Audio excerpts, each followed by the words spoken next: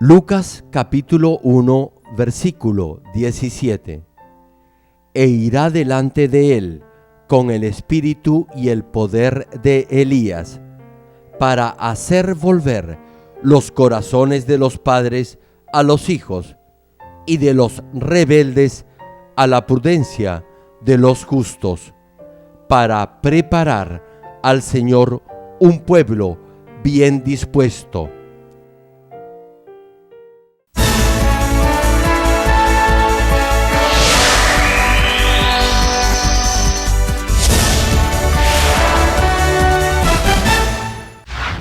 El predicador, reverendo Gerald Lee, antes de creer en el Señor, sufrió por 7 años de diversas enfermedades, pero un día tuvo un encuentro con Dios y fue sanado de todas sus dolencias. Desde ese momento, empezó a vivir conforme a la palabra de Dios, recibiendo luego el llamado para servir al Señor. En 1982 fundó en Seúl, Corea del Sur, la iglesia Manmin, con solo 13 personas. Su iglesia creció bajo la dirección de Dios y en 1993 fue considerada por la revista Mundo Cristiano entre las 50 iglesias de más rápido crecimiento en el mundo. Hasta el día de hoy, la iglesia se ha mantenido consagrada a la oración. Además, el reverendo Gerald Lee ha asumido el liderazgo para difundir el evangelio por el mundo entero en obediencia a la gran comisión del Señor. Actualmente, la iglesia Manmin cuenta con decenas de iglesias en las principales ciudades de Corea y miles de iglesias en todo el mundo, en países como Kenia, Estados Unidos, Canadá, Japón, Francia, India, Filipinas, Honduras, Perú y con decenas de misioneros alrededor del mundo. Asimismo, el reverendo Gerald Lee ha dirigido multitudinarias cruzadas en Uganda, Kenia, Japón, Pakistán, Filipinas, Honduras, India, Rusia, Alemania, Perú, República Democrática del Congo y en la ciudad de Nueva York. La Cruzada de Nueva York, que se realizó en el Madison Square Garden, fue transmitida a más de 200 países vía satélite. Dondequiera que haya realizado estas cruzadas, las obras milagrosas de sanidad divina se han producido tan rápidamente que ha sido calificado como el más grande y connotado evangelista de los últimos tiempos por diversos medios de comunicación internacionales, incluyendo la CNN, una de las principales cadenas de noticias del mundo. Hechos, capítulo 1, versículo 8. Pero recibiréis poder cuando haya venido sobre vosotros el Espíritu Santo, y me seréis testigos en Jerusalén, en toda Judea, en Samaria y hasta lo último de la tierra.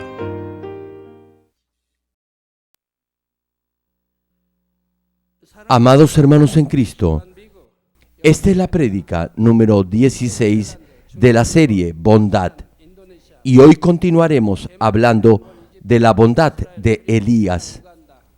En la prédica pasada mencioné que la primera característica de la bondad en Elías fue su corazón humilde. Elías tal vez aparentaba tener un carácter débil y no ser capaz de tomar decisiones firmes. Sin embargo, Dios, quien ve lo profundo del corazón del hombre, vio bondad en su corazón y lo escogió para ser el gran profeta de su tiempo. A través de las pruebas que Dios permitió en su vida, Elías obtuvo fortaleza y confianza, y al manifestar los prodigios y las milagrosas señales de Dios, pudo hacer que el pueblo de Israel volviera de la idolatría a Dios. Cuando Elías cumplió con todo lo que Dios le había encomendado, Dios eligió a Eliseo como su sucesor y se llevó vivo a Elías al cielo. Deseo de todo corazón que cada uno de ustedes sea tocado y sea lleno de la gracia de la bondad de Elías, quien ahora está en el cielo y cuya bondad es reflejo de la que tuvo nuestro Señor Jesucristo, quien vino a este mundo dejando su gloria en el cielo. Estimado público, la segunda cualidad de la bondad en Elías es que amó a Dios con hechos y en verdad. Elías siempre tuvo comunión con Dios mientras cumplía con la obra que Él le había encomendado en este mundo. Y también se esforzó por entender claramente la voluntad de Dios. Debido a su frágil y débil temperamento, Elías se aferraba más a Dios para cumplir con esa gran misión, y Dios fortalecía su espíritu con poder de lo alto. A través de esta experiencia, Elías anheló aún más el poder de Dios y, además, llegó a desear más fervientemente conocer a Dios, quien lo fortalecía con su gran poder. Con este amor por Dios, Elías cumplió obedientemente sus mandamientos, aun cuando sentía que no podía hacerlo en sus propias fuerzas. Sabemos cómo la gente del mundo procura dar todo lo mejor a sus seres queridos. Incluso si está fuera de su alcance, aún así procuran dárselo. Sin embargo, el amor de este mundo es temporal. No obstante, el amor que sentía Elías hacia Dios permaneció firme y lo demostró perfectamente con hechos y en verdad. Muchos declaran su fe y amor a Dios, pero cuando llega el momento de hacer la obra de Dios, solo dan excusas y se olvidan de todo. Dicen, yo quiero servir a Dios, pero como no tengo facilidad de palabra ni la preparación adecuada, mejor sigo haciendo lo que hago ahora. Los que dicen esto deben preguntarse si realmente creen de corazón en Dios y si verdaderamente lo aman. Dios nos dice, todo es posible para el que cree. En la medida que su amor por Dios permanezca vivo, el carácter, temperamento o preparación no será ningún impedimento. Piense en la ocasión en la que este débil Elías desafió él solo a 450 profetas de Baal y 400 profetas de Acera a pedir que Dios enviara del cielo respuesta por medio del fuego. Ese ferviente amor de Elías por Dios hizo aún mayor su deseo por salvar a los israelitas que habían abandonado a Dios y se habían volcado a la idolatría. Así es como en realidad uno debe amar a Dios. Y Elías demostró ese amor con hechos y en verdad. A través de este proceso, el profeta llegó a conocer más claramente a Dios y puso un fundamento sólido en su comunión con Él. Cuando alcanzamos el nivel de fe de los padres, es decir, la madurez de la medida de fe, llegaremos a conocer más íntimamente a Dios. Aun cuando vivía en este mundo, Elías anhelaba con ansia conocer a Dios porque había interiorizado en su corazón lo que ya sabía de Dios. ¿Se imaginan, hermanos, el amor que sentía Elías en su corazón por Dios, que fue llevado al cielo vivo y vio a Dios con sus propios ojos? Como Elías alcanzó la completa santificación y no tenía ninguna forma de maldad y oraba constantemente a Dios, llegó a tener una profunda e íntima comunión con Él. Y a través de esta comunión pudo desafiar sin ayuda a los 850 profetas de Baal y de Acera.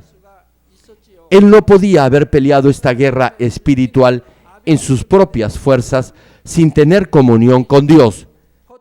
Elías llegó a conocer no solo a Dios Padre, sino además al Hijo y al Espíritu Santo. Y conoció también la misión de cada uno. Sabía que Dios Hijo tenía que venir a la tierra para ser el Salvador de la humanidad. Para llegar a ser ese Salvador, el Hijo tenía que venir en carne y convertirse en el sacrificio expiatorio a través de su crucifixión. Cuando Elías discernió esto, el profeta anheló aún más fervientemente que el Salvador viniera y declaró: haré todo por ti, mi Señor. Dios Padre aceptó esta confesión y le dio la gran responsabilidad de preparar el camino para el Señor. Elías, que había sido llevado vivo al cielo y que había estado con Dios, tuvo que volver a nacer en este mundo para preparar el camino al Señor. El plan de Dios que llevó a cabo Elías ya había sido profetizado por siervos de Dios en el Antiguo Testamento. Isaías capítulo 40, versículo 3 cita: voz que clama en el desierto, preparad camino a Jehová, enderezad calzada en la soledad a nuestro Dios. Y Malaquías capítulo 4, versículo 5 y 6 menciona: he aquí, yo os envío el profeta Elías, antes que venga el día de Jehová, grande y terrible. Él hará volver el corazón de los padres hacia los hijos, y el corazón de los hijos hacia los padres, no sea que yo venga y hiera la tierra con maldición. En este versículo, Dios nos dice: yo os envío el profeta Elías. La pregunta es: ¿de dónde envió Dios a este Elías? ¿Acaso Dios lo sacó de la tumba? Claro que no. Dios lo envió desde los cielos, donde está Dios Padre. Repito, Dios envió a Elías desde el cielo. Dios había anunciado a través de sus profetas no solo que iba a enviar a Elías otra vez a este mundo, sino también había dicho la misión que iba a cumplir. ¿Cómo y cuándo entonces Dios hizo esto posible? Por favor, hermanos, entiendan bien que esto es completamente diferente al concepto de reencarnación que enseña el budismo. Les pido, por favor, que presten mucha atención a este mensaje, ya que todo está bíblicamente sustentado. Este caso, en el que un ser humano ha sido llevado vivo al cielo y que ha vuelto a nacer en este mundo, solo ha sucedido con Elías y únicamente ha acontecido una sola vez en toda la historia de la humanidad. ¿Cómo pudo entonces Elías, que había sido llevado vivo al cielo, nacer de nuevo en este mundo? Para que un ser nazca en este mundo, Dios debe enviar el espíritu de vida a la unión del espermatozoide y el óvulo de los padres. Sin ese espíritu, el hombre no se diferencia de un animal. Supongamos que de aquí a 100 años la clonación del ser humano fuera una realidad. Dios jamás le daría espíritu al duplicado de un ser humano. Por ello, ese duplicado sería como un animal. Ahora bien, en la misma concepción de aquel que iba a preparar el camino para el Señor, Dios incluyó el corazón de Elías en el espíritu que envió. Dios no envió el espíritu de Elías, envió un espíritu que contenía el corazón de Elías. No fue el caso de nuestro Señor, quien fue concebido por el Espíritu Santo en el cuerpo de la Virgen María y no recibió ninguna herencia carnal de sus padres. Sin embargo, con Elías fue diferente. Dado que el espíritu que contenía el corazón de Elías fue enviado después que las semillas de vida de sus padres se habían unido, ese ser concebido tenía que heredar la naturaleza de sus padres. Por cierto, el Antiguo Testamento profetiza que Elías iba a venir y Dios mismo dijo que lo iba a enviar. Sobre todo, nuestro Señor reconoció que Elías ya había nacido y había venido. Todo esto está escrito en la Biblia. Esto fue completamente diferente al nacimiento de nuestro Señor Jesucristo. El Espíritu de Jesús nunca fue enviado a la unión del espermatozoide con el óvulo. Jesús fue concebido por el poder del Espíritu Santo sin ninguna influencia del espermatozoide u óvulo. Volviendo al mensaje, Elías fue llevado vivo al cielo porque tenía que volver otra vez a la tierra. Pudo ser arrebatado al cielo sin ver muerte porque estaba limpio de pecado y porque llegó a estar totalmente santificado como nuestro Señor. Podrán entenderlo mejor si han oído las prédicas sobre la medida de fe. Hubo muchos profetas en el Antiguo Testamento y muchos discípulos y apóstoles en el Nuevo Testamento, pero no hubo una sola persona a quien la Biblia se refiera como un hombre a quien Dios envió. Este fue Juan el Bautista, a quien se menciona en Juan capítulo 1, versículo 6. Y en muchos otros pasajes de la Biblia se señala que Juan el Bautista tenía el corazón de Elías. El pasaje de hoy, en Lucas capítulo 1, versículo 17, dice: e irá delante de él con el espíritu y el poder de Elías, para hacer volver los corazones de los padres a los hijos y de los rebeldes a la prudencia de los justos, para preparar al Señor un pueblo bien dispuesto. El ángel Gabriel le dio estas palabras a Zacarías, quien era el padre natural de Juan el Bautista, refiriéndose al hijo que pronto le iba a nacer. Y Lucas capítulo 3, versículo 4, también confirma que Juan el Bautista era aquel de quien el profeta Isaías había declarado diciendo que era la voz que iba a preparar el camino para el Señor. Además, el mismo Señor Jesús dijo que Juan el Bautista era Elías. En Mateo capítulo 17, versículo 10, dos de los discípulos de Jesús, Pedro y Santiago, que habían presenciado su transfiguración y habían entendido que Jesús era el Mesías, le preguntaron: ¿por qué, pues, dicen los escribas que es necesario que Elías venga primero? Los escribas estudiaban y enseñaban la ley y estaban al tanto de lo que habían dicho los profetas, por lo que sabían que Elías debía venir antes que el Mesías. A esta pregunta de sus discípulos, Jesús respondió en Mateo capítulo 17, versículo 11 y 12. Y cita la Escritura: respondiendo Jesús, les dijo: a la verdad, Elías viene primero y restaurará todas las cosas. Mas os digo que Elías ya vino y no le conocieron, sino que hicieron con él todo lo que quisieron. Así también el Hijo del Hombre padecerá de ellos. El Señor dijo que Elías debía venir antes que el Mesías para restaurar todas las cosas. Por eso, Elías ya había venido, pero el pueblo de Israel no lo había reconocido. Más bien, lo maltrataron.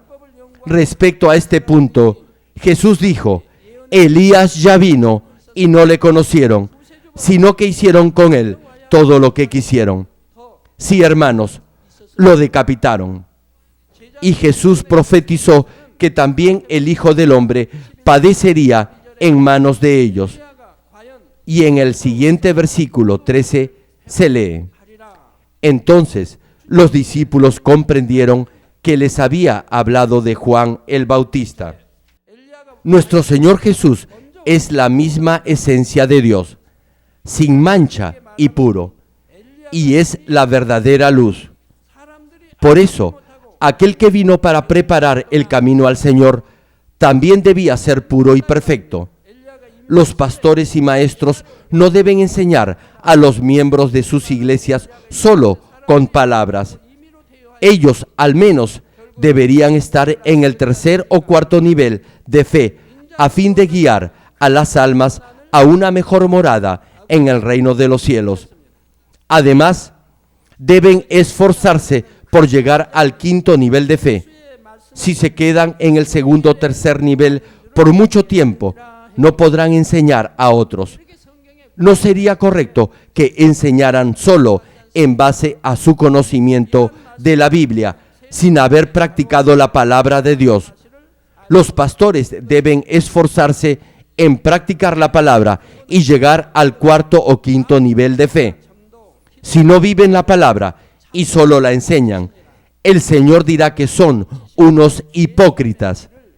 En el tiempo de Jesús, muchos fariseos y maestros no practicaban la ley, solo la enseñaban. Únicamente cuando ponga en práctica la palabra, podrá enseñar a los demás cómo ir a una mejor morada en el reino de los cielos y cómo llegar a la nueva Jerusalén. Muchos maestros enseñaban la ley de Moisés, pero no la obedecían. Hermanos, espero que ninguno de ustedes enseñe a los demás principios que nunca ha practicado en su vida. Volviendo al tema, por eso Dios envió a Elías, quien ya había alcanzado el Espíritu Perfecto y fue llevado vivo al cielo, y luego vino otra vez a este mundo. Otra razón por la cual Dios eligió a Elías fue su ferviente y apasionado amor por el Señor. Elías siempre estaba dispuesto a hacer cualquier cosa por el Señor. ¿Se imaginan la sujeción de Elías, quien estando ya en el cielo, respondió con un obediente amén cuando Dios le pidió que volviera a este mundo? No nos olvidemos, hermanos, que Elías ya había vivido en este mundo y estaba disfrutando de la gloria en el cielo, por lo que sabía muy bien lo que significaba volver a esta tierra.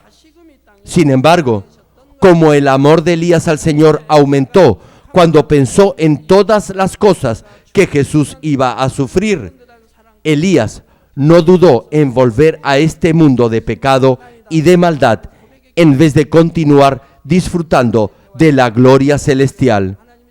Dios vio la sinceridad de la bondad en Elías en la medida en que el profeta mostró su amor con hechos y en verdad, y no solo con palabras y de lengua.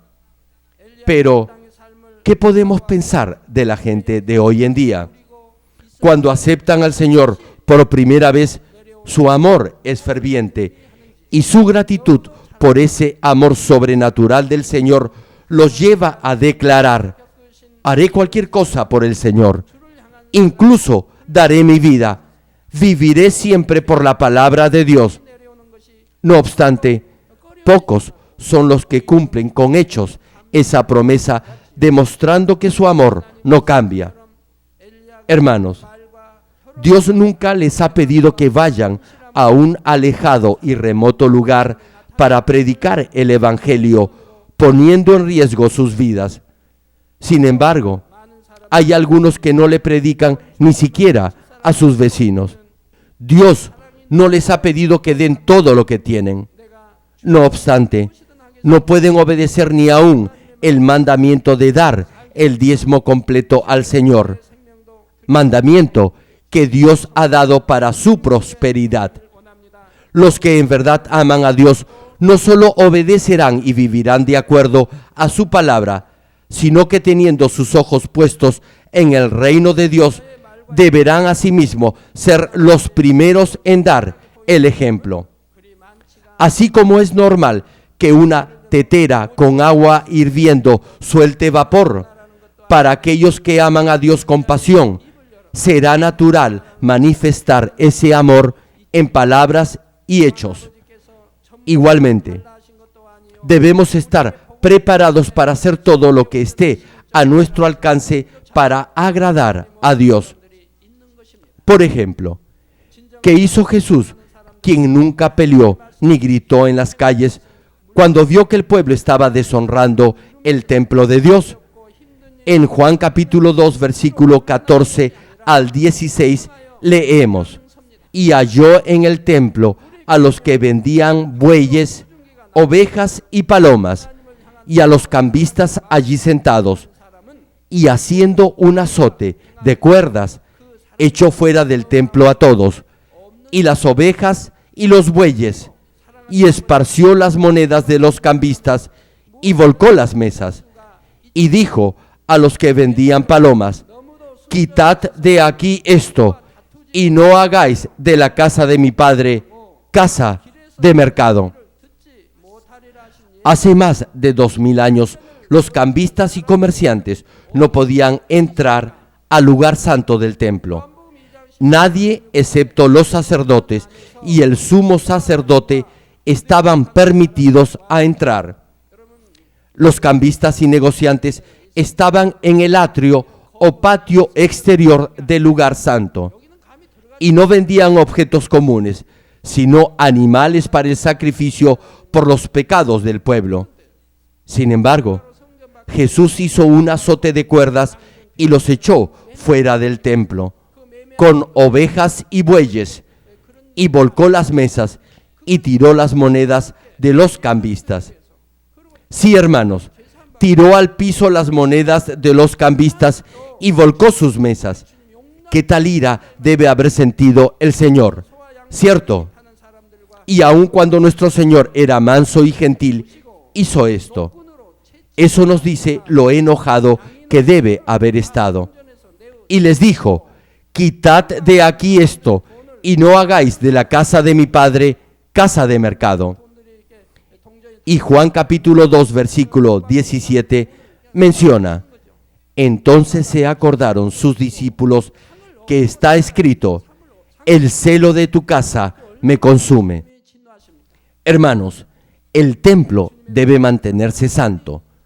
Nuestro Señor jamás aceptó que se vendiera bueyes, ovejas y palomas en el templo, ni aun para que el pueblo de Dios pudiera ofrecer su holocausto para perdón de sus pecados.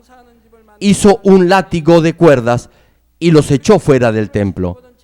Echó también fuera las ovejas y los bueyes. Tiró al piso las monedas de los cambistas y volcó sus mesas. Hermanos, no debemos discutir, pelear, maldecir, enojarnos ni contar chistes mundanos en el templo de Dios. Nada de eso es aceptable en la casa de Dios. No debemos tampoco hablar de negocios ni de préstamos de dinero. Repito, jamás debemos pedir ni prestar dinero a otros hermanos. Debemos abstenernos de conversar de cualquier cosa que no sea de la palabra. Desde que se fundó esta iglesia, Dios me ha dado este mandato. Dios aborrece este pecado. Y como Jesús amaba a Dios, no podía permitir que la casa de Dios fuera deshonrada. Sí, el Señor Jesús era manso y humilde, más que cualquier otro. No obstante, por ese amor hacia Dios, actuó de esa manera. Hay un dicho que dice: el amor es ciego. Cuando ama con pasión espiritual a Dios y al Señor, no prestará atención a ninguna otra cosa. Solo pensará en la voluntad de Dios y estará ansioso por cumplirla de la mejor forma posible. Queridos hermanos, desde el primer momento en que conocí a Dios y experimenté en forma personal su amor, hasta hoy, mi amor por Él no ha cambiado un ápice. Desde que acepté al Señor, he amado a Dios. Sin embargo, al principio no sabía en forma precisa ni correcta quién era Dios y quién el Señor. Tan solo amaba a Dios y al Señor sin saber exactamente la razón. Escuchaba la palabra de Dios, asistía a los servicios y leía la Biblia. Y luego, poco a poco, fui entendiendo quién era Dios y quién era Jesús. Y mientras más lo comprendía, mayor era mi amor. Mi amor por el Señor se hizo más profundo cuando entendí que Jesús llevó la cruz para redimirnos de nuestros pecados. Para explicarme mejor, les voy a dar una sencilla ilustración. Hace poco tiempo, una niñita de 3 años de edad de nombre Yeji dio su testimonio. Ella padecía una severa enfermedad denominada dermatitis atípica. Cuando sus padres la trajeron por primera vez, ella volteó su rostro cuando puse mi mano para orar. No me miraba, fruncía el ceño y esquivaba mi mirada. No me conocía. Al principio se asustó un poco porque nunca antes me había visto. No obstante, algo pasó. Luego que oré por ella, la sensación de picazón y el dolor desaparecieron. Pudo dormir tranquilamente. Volvió a estar alegre. Y su actitud hacia mí también cambió. Ahora me quiere. Apenas terminaba el culto del día domingo, corría hacia mí y me llamaba papá. En su casa o en cualquier otro lugar donde me veía en la televisión, gritaba, papá, aquí estoy. Así me llegó a conocer y me amó en la medida en que comprendió quién era yo. Ahora, cada vez que me ve, me abraza y me besa. Cuando me conoció, me llegó a querer. De la misma forma, en la medida en que conocí más a Dios y al Señor, pude amarlos más. Y en el grado en que llegué a saber del reino de los cielos que Dios había preparado en su gran amor para nosotros y la forma en la que puedo ir a una mejor morada en el cielo, pude amar más intensamente a Dios, al Señor y a los padres de la fe. Hermanos, luego de 7 tormentosos años de enfermedades, llegué a experimentar la vida eterna antes de la muerte y Dios me sanó inmediatamente por su poder. Luego de eso, Dios fue todo para mí. Y cada vez que pensaba en el amor de Jesús, quien murió por mí en la cruz, podía dar gracias en cualquier situación. Cada vez que leía la palabra, me abstenía de hacer lo que Dios me prohibía. Desechaba todo lo que Dios quería que dejara y me esforzaba por hacer todo lo que a Él le agradaba. Obedecía completamente sus mandamientos. ¿Acaso podría decir que algo es difícil o que no puedo hacer esto o aquello si Dios me lo manda? Todo mandamiento y palabra que Dios nos ha dado es para nuestra bendición. Por eso, todo lo podemos hacer con alegría y gratitud. Aun cuando sus mandamientos podían parecer difíciles de obedecer, mi amor por Dios siempre me capacitó para obedecerlo con un amén. Ya les he compartido que cuando Dios me llamó, no me sentí capaz de obedecerlo. Sin embargo, al final llegué a hacerlo. Y he obedecido todo lo que Dios me ha dicho, sin importar lo imposible que pareciera. Desde que fui llamado, he proclamado que Dios está vivo y que Jesús es nuestro único Salvador. He obedecido su palabra sin importar lo que la gente decía y las amenazas que recibía.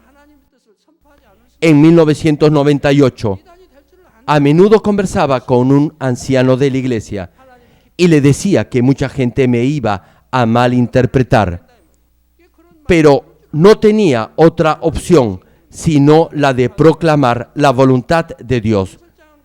Ya sabía de antemano que muchas iglesias me iban a condenar por declarar los secretos del mundo espiritual. Sabía los celos y la envidia que eso despertaría. Aún sabiendo que me iban a criticar, prediqué los secretos del mundo espiritual, porque esa era la voluntad de Dios. Se lo dije a este hermano muchas veces.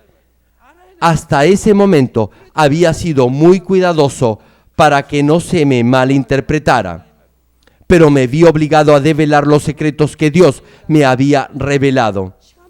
Dios hizo que predicara esos misterios para que los miembros de la iglesia Manmin y de muchas otras iglesias pudieran saber del mundo espiritual. Hermanos, escuchen bien. No podemos alcanzar el nivel del espíritu y la santidad a menos que comprendamos el mundo espiritual. Sin ese conocimiento, jamás podremos llegar al cuarto o quinto nivel de fe. Así, comencé a predicar estos mensajes sobre los secretos del mundo espiritual, aún corriendo el riesgo de ser criticado. Tan pronto como lo hice, muchos líderes de otras iglesias no dudaron en condenarme. Hermanos, en la actualidad toda iglesia se rige por un conjunto de disposiciones y cualquier decisión que se tome, se supone, se debe hacer de acuerdo a esas normas. Para que se condene a una iglesia como secta, se requiere de un examen detenido de acuerdo a esa normatividad. Y eso toma al menos un año.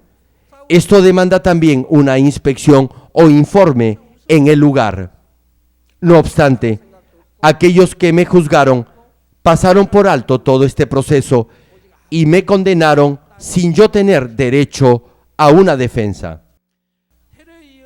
Me condenaron erróneamente debido a sus celos. Sin embargo, jamás reclamé. Únicamente continué obedeciendo la voluntad de Dios, confiando en que Él sabía todo esto. El hecho que Dios me protegía era más que suficiente para mí. Lo más importante era que Dios estaba complacido con mi actitud y empezó a darme su poder y sus bendiciones. Con ese poder y esas bendiciones me capacitó para llevar a cabo mi ministerio. Por ello, nunca discutí con los que me habían juzgado ni me quejé. Tampoco les guardé rencor. Estaba muy agradecido porque podía proclamar la voluntad de Dios. Líderes de otras iglesias me decían que debía de acusar a los que me habían condenado, pero yo les sonreía y pacientemente esperaba. No tenía la mínima intención de discutir ni de acusarlos. Jamás lo consideré necesario. Solo deseaba obedecer la voluntad de Dios. Y al obedecer la voluntad de Dios, jamás dudé en ir a lugares donde podía correr peligro mi vida, o hubiera represalias contra mí, o donde fuera ilegal predicar el Evangelio de Jesucristo. Jamás tuve temor de ir a esas naciones donde está proscrito el Evangelio. Como está escrito, el perfecto amor echa fuera todo temor. Sin importar lo apremiante de la situación, mi amor por Dios hacía que yo valientemente saliera adelante, clamando con todas mis fuerzas y dando toda la gloria a Dios. Cuando he viajado a otros países, nunca he sentido miedo. Jamás me he preocupado de lo que me pudiera pasar o que me pudieran encarcelar por predicar el Evangelio de Jesucristo en un país donde estaba prohibido. Únicamente me he dedicado a cumplir la voluntad de Dios, en proclamar quién es Jesús y manifestar las poderosas obras del Señor, sin tomar en cuenta lo que me pudiera pasar. Dios lo sabe todo y Él es todopoderoso.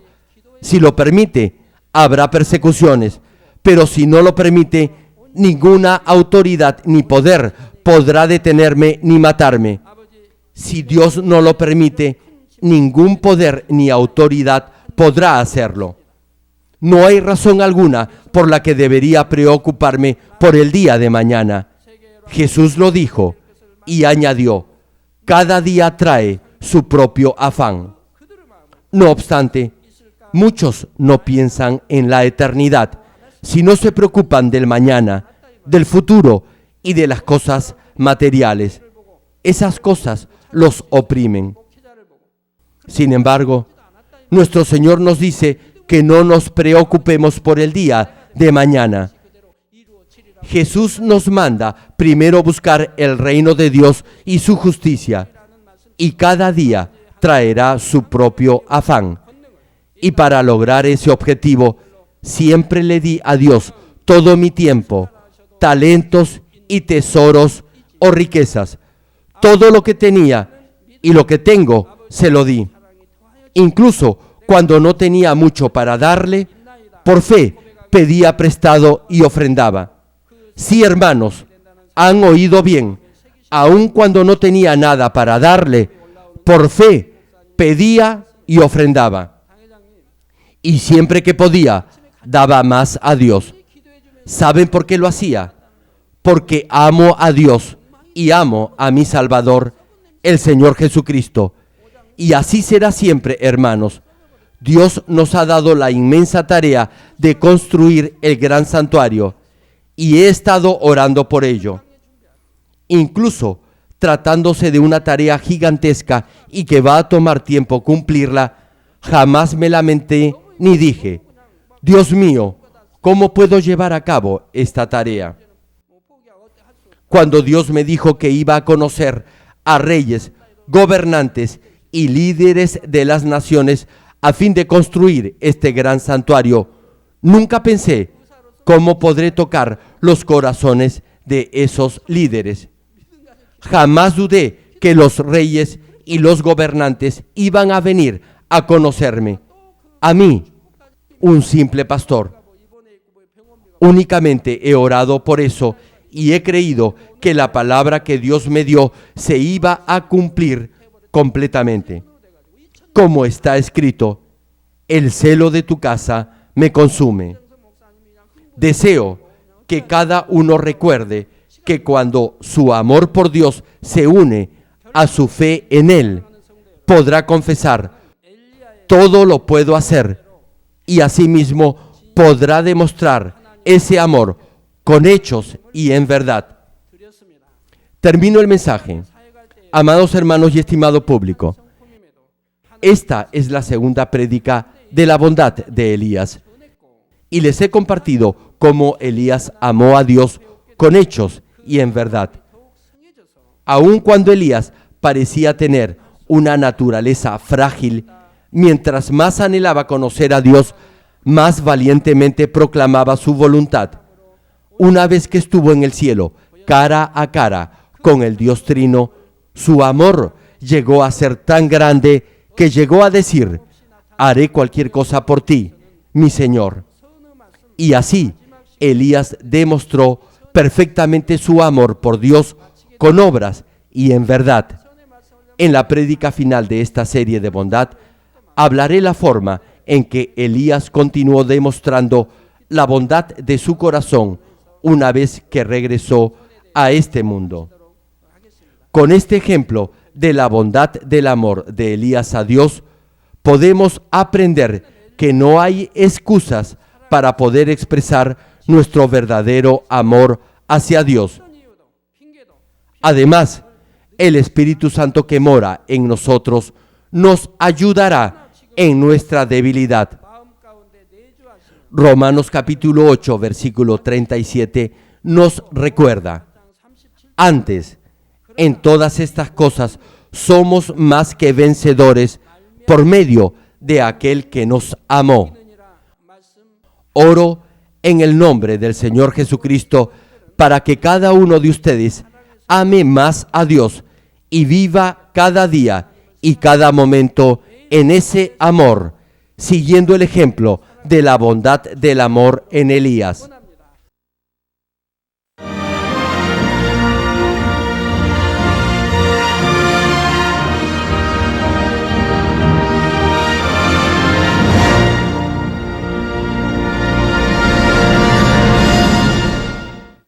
Ahora Oraré por todos aquellos que están enfermos. Coloque su mano en la parte enferma o adolorida. Si usted no está enfermo, pero desea que Dios le conceda los deseos de su corazón, coloque su mano sobre su pecho y reciba esta oración con fe. El obrar del Todopoderoso Dios trasciende el tiempo y el espacio, y Él obrará de acuerdo a su fe. No importa dónde se encuentre, cuando reciba esta oración con fe, experimentará el asombroso poder de Dios. Aleluya, Dios Todopoderoso de amor. Pon tus manos sobre tus hijos y sobre todos aquellos que están viendo y recibiendo esta oración.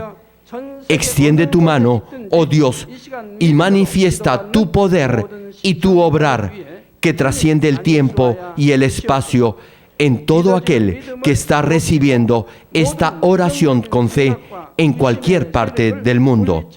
Da a cada uno de ellos la fe necesaria para que puedan creer y echar fuera todo pensamiento negativo y toda duda.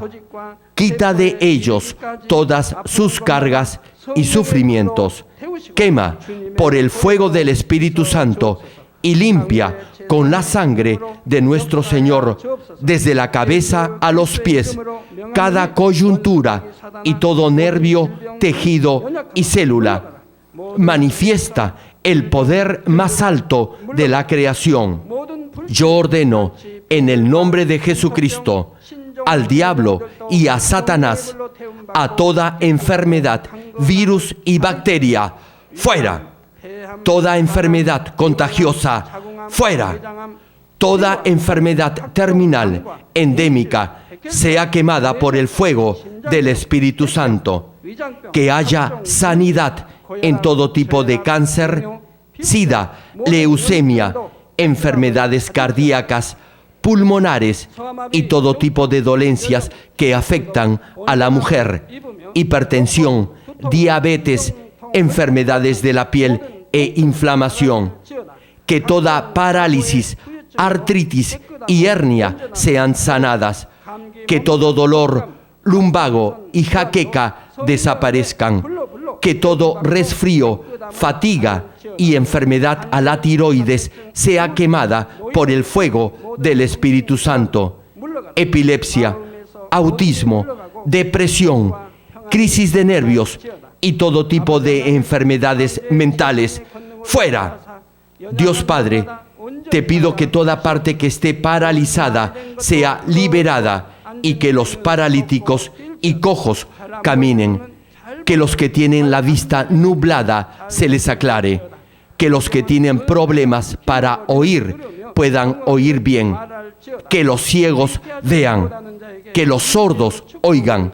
Que los mudos hablen. Padre, bendice a aquellos que no pueden tener hijos. Restaura los huesos rotos y haz nueva toda parte quemada de los cuerpos. Limpia por el fuego del Espíritu Santo a los que son adictos a alguna droga, narcótico o sustancia tóxica. Revive los nervios y las células muertas. Ordeno en el nombre de Jesucristo al diablo y a Satanás y a toda potestad del aire, fuera. A todo poder de las tinieblas, espíritus malignos, perversos, deshonestos, engañadores, espíritus de división, fuera. Dios Padre, fortalece sus espíritus y sus cuerpos. Dales la fortaleza necesaria para que puedan clamar a ti. Fortalécelos para que puedan despojarse de todo pecado y vivan en santidad, para que sus almas sean prosperadas y todo les vaya bien. Responde a los deseos de su corazón, a su clamor y a sus oraciones. Auméntales la fe, la esperanza y el amor, y que sus familias también puedan oír y creer en las buenas nuevas del Evangelio. Protégelos de todo accidente y bendícelos para que lleven una vida próspera. Protege a todos tus hijos en sus hogares, trabajos y negocios con el fuego del Espíritu Santo. Bendícelos en su entrada y en su salida y en todo lugar a donde vayan. Y bendícelos para que puedan prestar y nunca pedir prestado. Dales sabiduría y entendimiento y que sean llenos del Espíritu Santo. Da a todos los ministros la habilidad para llevar a cabo bien sus deberes y que haya también un gran avivamiento en cada iglesia. Manifiesta tu obrar para que con sus labios puedan testificar: Dios me ha respondido y he sido bendecido por Él. Dios Padre, te doy las gracias. Toda la gloria sea para ti. He orado en el nombre del Señor Jesucristo. Amén. Me dio un parálisis facial de un lado de todo el cuerpo. Aleluya. Praise the Lord. Gloria a Dios. Alabado sea el Señor. Podía caminar. Aleluya. No podía caminar por 3 años y ahora puede. Now she's standing by herself. Aleluya. Gloria a Dios. Gloria al Señor. You can do it. You can do it. Just slightly. Suavemente se le ve. Aleluya. Demuéstrele que en el nombre de Jesús usted ha sido sanada. Pueden verla ahora. Ahora estuve en la cama, pero ahora estoy ya mejor. Tírelas, por fe, tírelas. Throw away the crutches by faith. Tell him. No puede caminar 5 años. 5 years you couldn't walk. Aleluya. AIDS. ¿Por cuánto tiempo has estado sufriendo del SIDA? 7 años. For 7 years. 7 years. So what happened tonight when you received ¿Qué fue lo que pasó esta noche cuando recibiste la oración del Dr. Lee? Gracias a Dios fue sana. I believe I was healed. ¿Quién te sanó? Cristo. Cristo. Aleluya. Alabado sea el Señor. Gloria a Dios. Bendito Jesús me ha sanado. Una vuelta para que le enfoquen las cámaras. Just turn around by yourself. Try. Mira esta mujer, Aleluya. 6 años en cama. Aleluya. Praise the Lord. Dios la ha levantado de su cama. Gloria a Dios. Aleluya. De chiquita. Since born. From the birth, Diana, 16-year-old girl, couldn't speak anything. ¿De hace cuánto? Aleluya. Aleluya. Aleluya. Aleluya.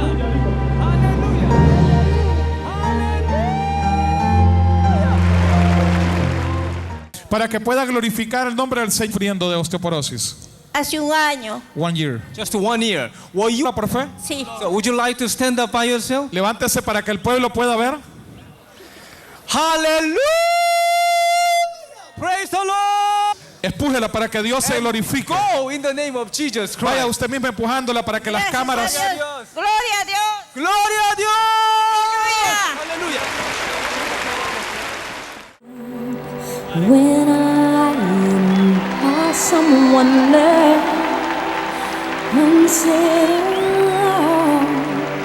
the world that had made.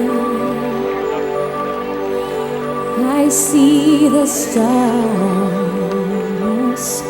and I hear the roaring thunder. Thy power throughout the universe display. Then sings my soul.